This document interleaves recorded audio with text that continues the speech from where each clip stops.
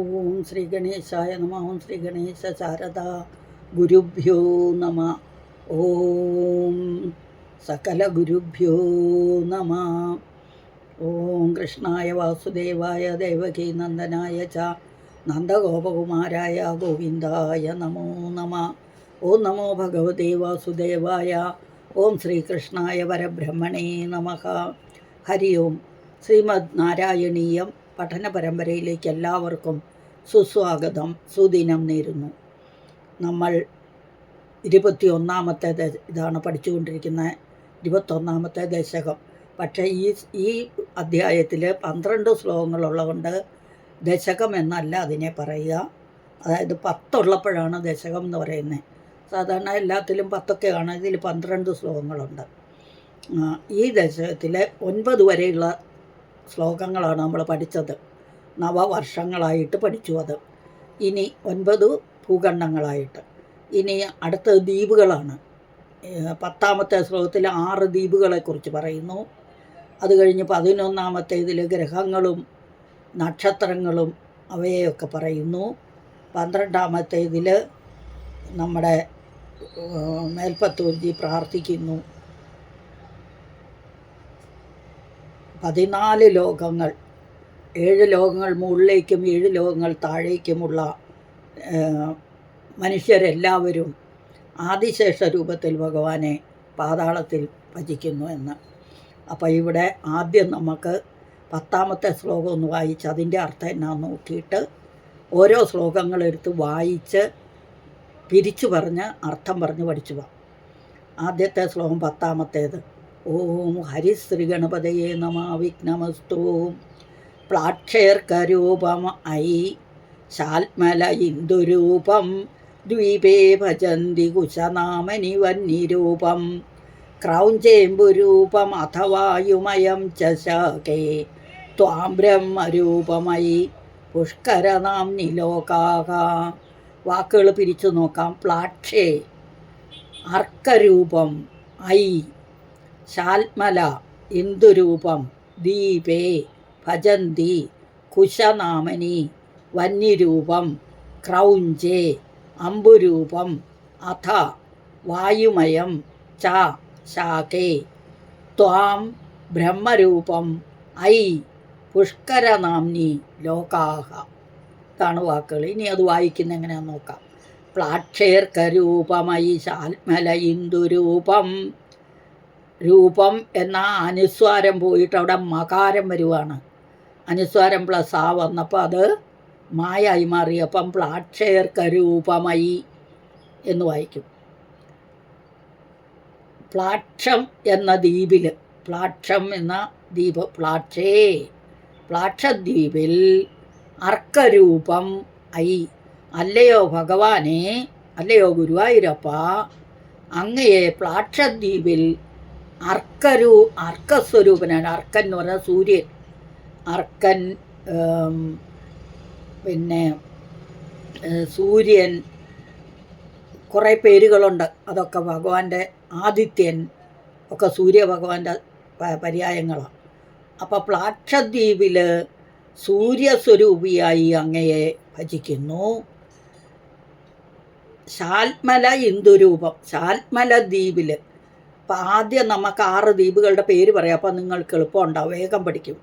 പ്ലാക്ഷം, ശാൽമലം, കുശം, ക്രൗഞ്ചം, ശാകം, പുഷ്കരം, ഇങ്ങനെ 6 അല്ലേ?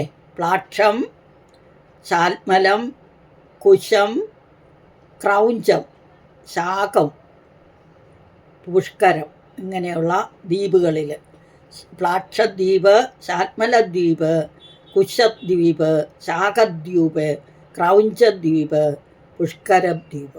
ഈ ദ്വീപുകളിലെല്ലാം ഉള്ള ലോകങ്ങളിലുള്ള ആൾക്കാരെല്ലാം എങ്ങനെയാണ് ഭജിക്കുന്നതെന്നാണ് ഈ ശ്ലോകത്തിൽ പറയുന്നത്. പ്ലാക്ഷേ അർക്കരൂപം ഐ. അല്ലയോ ഭഗവാനെ, അങ്ങയെ പ്ലാക്ഷദ്വീപിൽ സൂര്യസ്വരൂപമായി ഭജിക്കുന്നു. ശാൽമലദ്വീപിൽ ഇന്ദുരൂപനായിട്ട്, ഇന്ദു എന്ന് പറഞ്ഞാൽ ചന്ദ്രൻ, ചന്ദ്രസ്വരൂപനായിട്ട് ഭജിക്കുന്നു. ദ്വീപേ ഭജന്തി, ദ്വീപുകളിൽ ഭജിക്കുന്നു. കുശനാമിനി വന്യരൂപം. കുശം എന്ന ദ്വീപിൽ വന്നി എന്ന് പറഞ്ഞാൽ അഗ്നിസ്വരൂപനായ ഭഗവാനെ ഭജിക്കുന്നു. ക്രൗഞ്ച ദ്വീപിൽ അമ്പുരൂപം. അമ്പെന്ന് പറഞ്ഞാൽ വെള്ളം, ജലസ്വരൂപമായി ഭജിക്കുന്നു.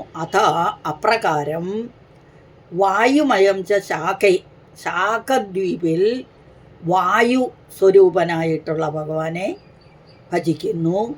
ത്വാം അങ്ങ് പുഷ്കരനാംനി ലോകാക ബ്രഹ്മരൂപം. പുഷ്കരം എന്ന ദ്വീപിൽ ഉള്ള ഈ ലോകങ്ങളിലൊക്കെ ഉള്ളവർ അങ്ങയെ, പുഷ്കര ദ്വീപിലുള്ള ആൾക്കാർ ബ്രഹ്മരൂപം ആയി. അല്ലയോ ഭഗവാനെ, അങ്ങയെ ബ്രഹ്മസ്വരൂപനായി ഭജിക്കുന്നു എന്നർത്ഥം. പ്ലാക്ഷേർക്കരൂപമയി ശാൽമല ഇന്ദുരൂപം ദ്വീപേ ഭജന്തി കുശനാമനി വന്യരൂപം ക്രൗഞ്ചേമ്പുരൂപം അഥവായുമയം ചശാകേ ത്വാം ബ്രഹ്മരൂപമയി പുഷ്കരനാംനി ലോകാക.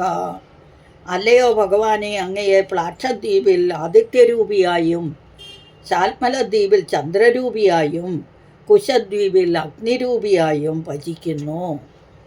ക്രൗഞ്ചദ്വീപിൽ ജലരൂപിയായും ശാഖദ്വീപിൽ വായുരൂപിയായും പുഷ്കരദ്വീപിൽ ബ്രഹ്മരൂപിയായും ജനങ്ങൾ ഭജിക്കുന്നു എന്നർത്ഥം. അപ്പം സൂര്യസ്വരൂപനായിട്ട് പ്ലാക്ഷത്തിലും ചന്ദ്രസ്വരൂപനായിട്ട് ശാൽമലത്തിലും കുശം എന്ന ദ്വീപിൽ അഗ്നിസ്വരൂപനായിട്ടും ക്രൗഞ്ചം എന്ന ദ്വീപിൽ ജലസ്വരൂപമായിട്ടും ശാഖദ്വീപിൽ വായുസ്വരൂപനായിട്ടും പുഷ്കര ദ്വീപിൽ ബ്രഹ്മസ്വരൂപനായിട്ടും അവിടെയുള്ള ആൾക്കാർ ഭജിക്കുന്നു എന്ന് അർത്ഥം. അടുത്ത ശ്ലോകം 11. സർവൈർധ്രുവാദിഭിരുഡുപ്രകരൈർഗ്രഹൈശ്ച പുച്ഛാദികേഷു അവയവേഷു അഭികൽപ്യമാനൈഃ ത്വം ശിംശുമാരവപുഷാ മഹതാമുപാസ്യഃ സന്ധ്യാസുരുന്തി നരകം മമ സിന്ധുശായിന്. സർവൈഃ ധ്രുവാദിഭിഃ ഉഡുപ്രകരൈഃ ഗ്രഹൈഃ ച പുച്ഛാദികേഷു അവയവേഷു അഭികൽപ്യമാനൈഃ ത്വം ശിംശുമാരവപുഷ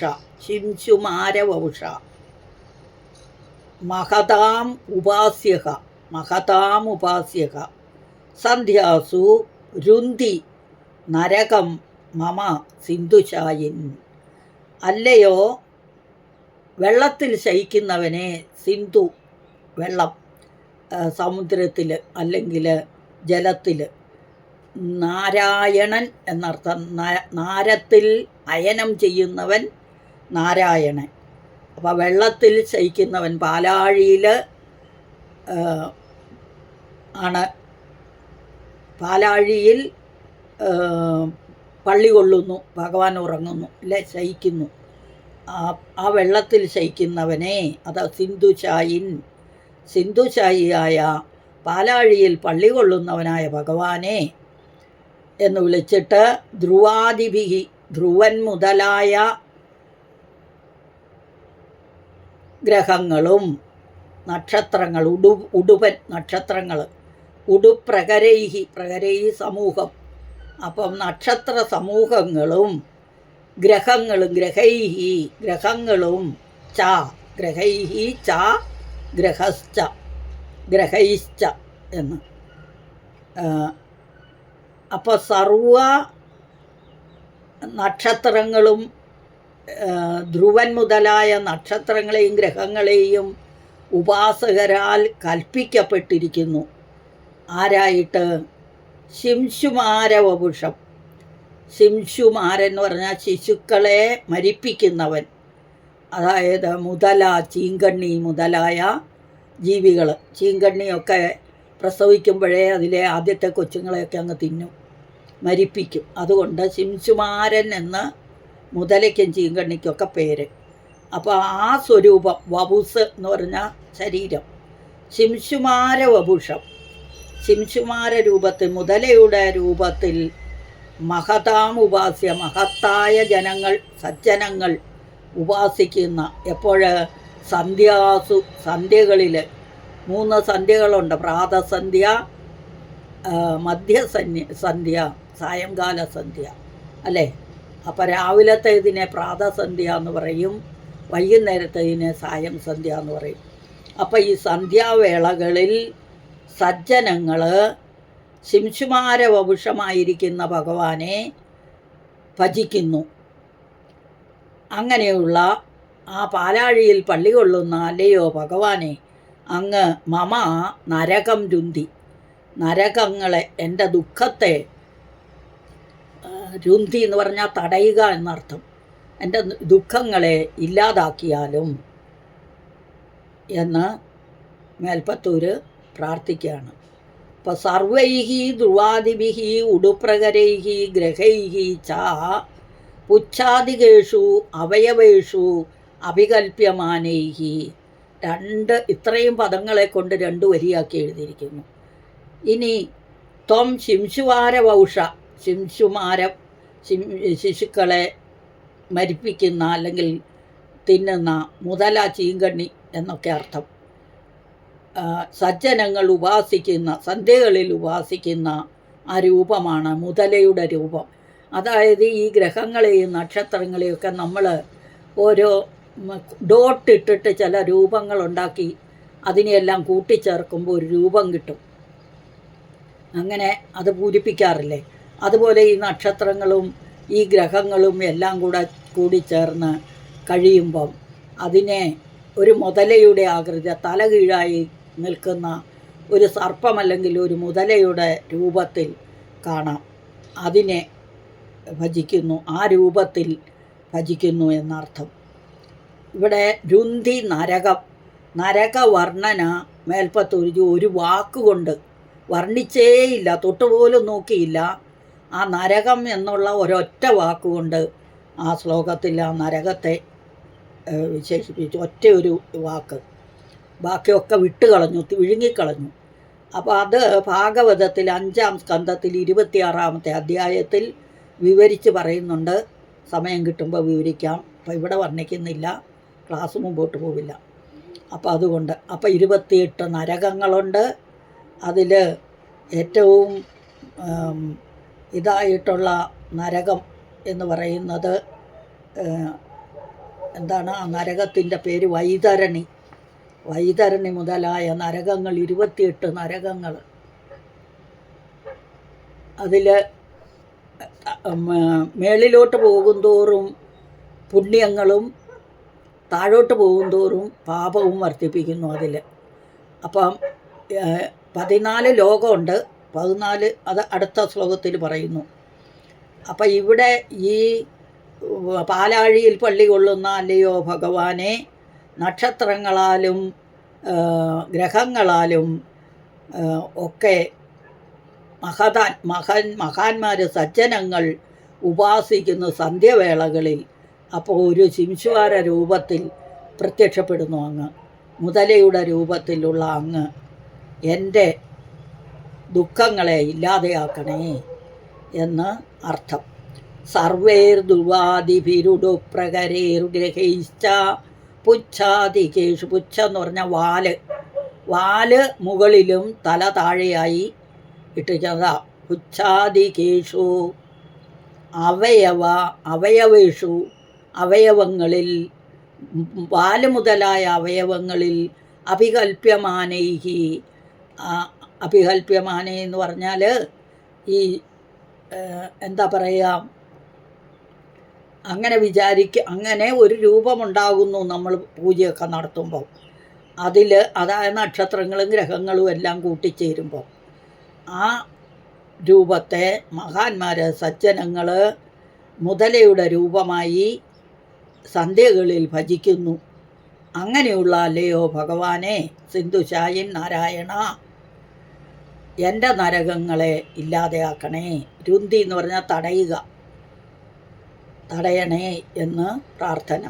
സർവേർദുവാദിഭിരുടുപ്രകരേർഗ്രഹൈശ്ച പുച്ഛാദികേഷു അവയവേഷു അഭികൽപ്യമാനൈः ത്വം ശിംശുവാരവപുഷാ മഹതാമുപാസ്യക സന്ധ്യാസുരുന്തി നരകം മമ സിന്ധുശായിന്.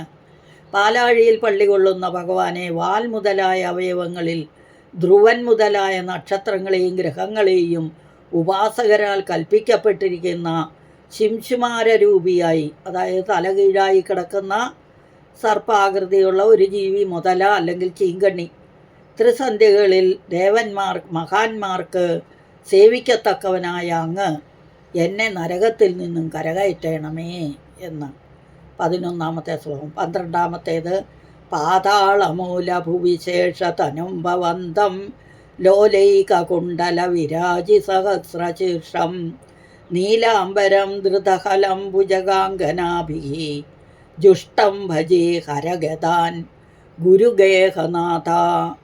അല്ലയോ ഗുരുഗേഹനാഥ. ഗുരു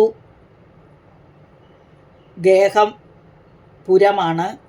അപ്പം ഗുരുപുരനാഥൻ ആരാണ്? ഗുരുവായൂരപ്പൻ. ഗുരുവായൂപുരം, അതാണ് ഗുരുവായൂപുരം. അതിൻ്റെ അധിപനായ ഗുരുവായൂരപ്പ പാതാളമൂലഭുവി. പാതാളമൂലം എന്ന് പറഞ്ഞാൽ അടിത്തട്ട്. അതിൽ ശേഷതനും ഭവന്തം. ശേഷതനു ആദിശേഷൻ്റെ തനുവായിട്ട്, ആദിശേഷ സ്വരൂപത്തോടുകൂടി, ആദിശേഷമൂർത്തിയായി ഭവന്ത അങ്ങ് ലോല ഏക കുണ്ടലം, ലോലൈക കുണ്ടലം, ഒരു കുണ്ടലം മാത്രമായിട്ട് വിരാജിക്കുന്ന ഒരു കുണ്ടലം മാത്രമേ ഉള്ളൂ. പക്ഷേ സഹസ്രശീർഷം, 1000 ശീർഷം തല, 1000 തലകളോടുകൂടി. ഇനിയോ നീല അമ്പരം. അമ്പരം എന്ന് പറഞ്ഞാൽ വസ്ത്രം. നീല നിറത്തിലുള്ള വസ്ത്രം ധരിച്ചിരിക്കുന്നു.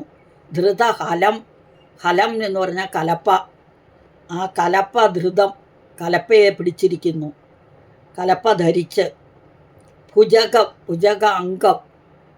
അംഗം ഭുജംഗമായിരിക്കുന്നു. ഭുജകം എന്ന് പറഞ്ഞാൽ പാമ്പ്, സർപ്പം. ആ അങ്കന. അങ്കന എന്ന് പറഞ്ഞാൽ സ്ത്രീ. അപ്പോൾ ഭുജകാംഗനാഭിഹി എന്ന് പറഞ്ഞാലോ നാഗസ്ത്രീകളാൽ, സർപ്പസ്ത്രീകളാൽ ജുഷ്ടം ഭജി സേവിക്കുന്നു. ഹര ഗതാൻ ഗുരുഗേഹനാഥ.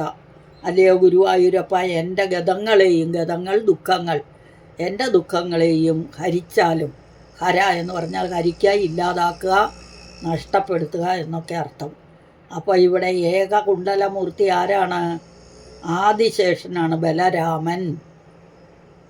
എല്ലാ സംഘർഷണൻ എന്നും പറഞ്ഞില്ലേ നമ്മൾ. ആദ്യത്തെ ഇളാവൃതത്തിൽ സംഘർഷണ രൂപത്തിലുള്ള ഭഗവാനെ രുദ്രൻ ഭജിക്കുന്നു എന്ന് പറഞ്ഞായിരുന്നു. ആ സഹശീർഷൻ തന്നെ, ആ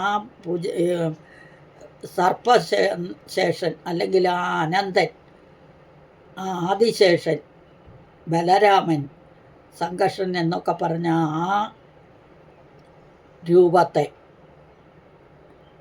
കലപ്പയൊക്കെ കയ്യിൽ പിടിച്ച് നാഗസ്ത്രീകളാൽ ചുറ്റപ്പെട്ട് ഭജിക്കുന്നു. നീല അമ്പരം, നീല വസ്ത്രമൊക്കെ ധരിച്ച് എന്നർത്ഥം. അപ്പോൾ പാതാളമൂലഭുവി. ഇനി ഇത് പാതാളം, 14 ലോകങ്ങൾ, ഭൂമിയുടെ മുകളിലേക്ക് 7 ലോകം, താഴേക്ക് 7 ലോകം. ഞാൻ നേരത്തെ പറഞ്ഞു തന്നിട്ടുള്ളൂ. നമ്മൾ നാരായണൻ പഠിക്കുമ്പോൾ മുകളിലോട്ട് ഊർധ്വലോകം എന്ന് പറയും, താഴോട്ട് അധോലോകം എന്ന് പറയും. അപ്പോൾ അതിൽ പാതാളം വരെ എന്നൊക്കെയാണ് പറയുന്നത്. 7 ലോകങ്ങൾ മുകളിലോട്ട് ഊർധ്വലോകവും 7 പാതാളത്തിലോട്ട് അധോലോകവും. അതിൽ പാതാളമൂലം, പാതാളത്തിൻ്റെ അടിത്തട്ടിൽ, പാതാളദേശത്തിൻ്റെ അടിത്തട്ടിൽ ശേഷതനും ഭവന്തം, ശേഷൻ, ആദിശേഷൻ്റെ രൂപത്തിൽ ഭവിക്കുന്നു അങ്ങ്, ആദിശേഷമൂർത്തിയായി. ലോല ഏക കുണ്ടലം, ഒരു കുണ്ടലം ധരിച്ചിട്ടുണ്ട്. സഹസ്രശീർഷം 1000 തലകളുള്ള ഒരു കുണ്ടലം ധരിച്ച് വിരാജിക്കുന്നു. നീല അമ്പരം, നീല വസ്ത്രം, ഹലം പിടിച്ചിട്ടുണ്ട്, കലപ്പ ധരിച്ചിട്ടുണ്ട്. ഭുജക അങ്കനാഭിഹി, സർപ്പസ്ത്രീകളാൽ അല്ലെങ്കിൽ നാഗസ്ത്രീകളാൽ ചുറ്റപ്പെട്ട് സേവിക്കുന്നു. നാഗസ്ത്രീകളാൽ സേവിക്കപ്പെടുന്നു. ജുഷ്ടം എന്ന് പറഞ്ഞാൽ സേവിക്കുന്ന. അങ്ങനെയുള്ള ഭഗവാനെ ഞാൻ ഭജിക്കുന്നു. ഹരഗതാൻ ഗുരുഗേഹനാഥ, അല്ലയോ ഗുരുവായൂരപ്പ, എൻ്റെ ഗതങ്ങളെ ഹരിച്ചാലും എൻ്റെ ദുഃഖങ്ങളെ ഇല്ലാതെയാക്കിയാലും. പാതാളമൂലഭു വിശേഷധനം ഭവന്തം ലോലൈക കുണ്ടല വിരാജി സഹസ്രശീർഷം നീലാംബരം ധൃതഹലം ഭുജഗാംഗനാഭിഹി ജുഷ്ടം ഭജേ ഹര ഗതാൻ ഗുരുഗേഹനാഥ. ജുഷ്ടം ഭജേ ഹരഗതാൻ ഗുരുഗേഹനാഥ. പാതാളലോകത്തിൻ്റെ അടിത്തട്ടിൽ സദാ ഇളകിക്കൊണ്ടിരിക്കുന്ന ഏക കുണ്ടലം കൊണ്ട് ശോഭിക്കുന്ന 1000 പണങ്ങളോടുകൂടി നീലപ്പട്ടുവസ്ത്രം ധരിച്ച് കയ്യിൽ കലപ്പയും പിടിച്ച് നാഗവനിതകളാൽ ചുറ്റപ്പെട്ടിരിക്കുന്ന ആദിശേഷ സ്വരൂപിയായ അങ്ങയെ ഞാൻ ഭജിക്കുന്നു.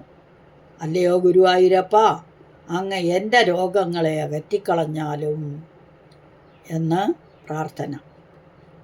ഇനി ഇത് ഒന്നും കൂടി വായിക്കാം.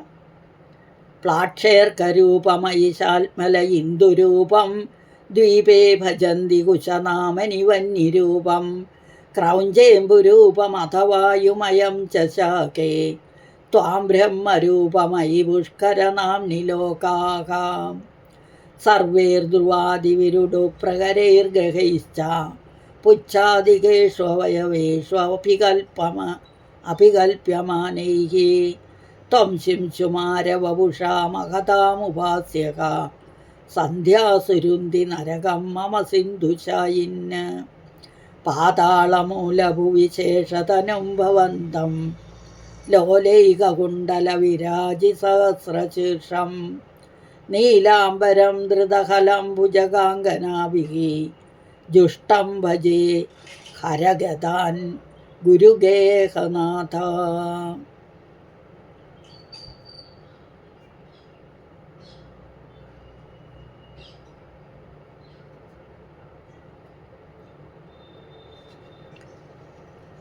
നാരായണാഖില ഗുരു ഭഗവൻ നമസ്തേ സർവത്ര ഗോവിന്ദനാമസം കീർത്തനം ഗോവിന്ദ ഗോവിന്ദ. ഹരി ഓം.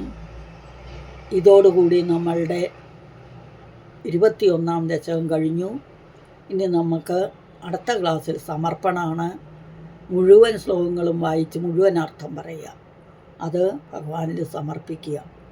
ഇനി ഈ നരകവർണ്ണന ഭാഗവതത്തിൽ 5ാം സ്കന്ധത്തിൽ 26ാമത്തെ ശ്ലോകത്തിൽ നന്നായിട്ട് വർണ്ണിച്ചിട്ടുണ്ട്.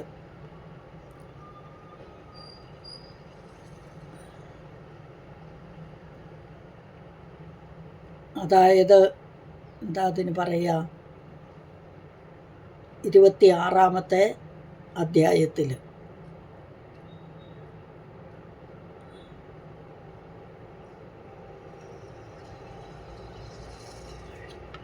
നരകം 28 നരകങ്ങളുണ്ട്. അതിൽ വൈതരണിയൊക്കെയാണ് ഏറ്റവും കഠിനമായ ഇത്.